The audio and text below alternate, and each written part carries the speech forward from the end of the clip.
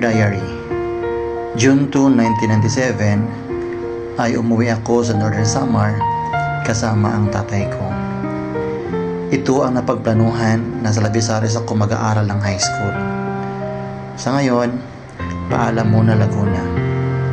Habang binabaybay namin ang daan papuntang Samar, ay daraanan namin ang Bicol region.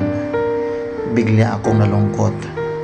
Na-miss ang mga memory ko sa Laguna kasama na si Ami.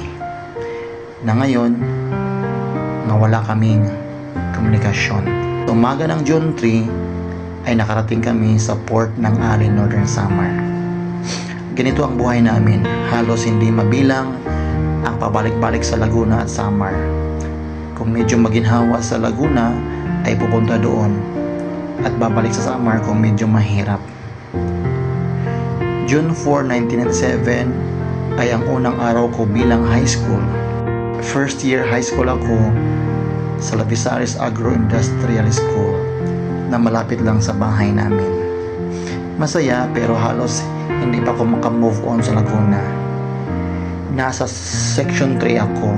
Ang mga classmate ko noong grade 5 ay nasa section 1. Kasama na doon ang crush ko o ang first crush ko na si Lisa Abanes. Pero walang kasing saya kasi classmate ko ang best friend kong si Dexter Canales. Excited ang bawat araw na pumasok ako bilang high school. Abala naman ako sa mga gawaing bukid pag walang pasok. Nakahiligan kong mag-alaga ng mga manok, kaya may sarili din akong mga kulungan ng mga manok. Mahilig din akong magtanim ng mga gulay. Kung wala sa bukid ay nasa dagat kami o nasa tibo para manguha ng seashells at isda.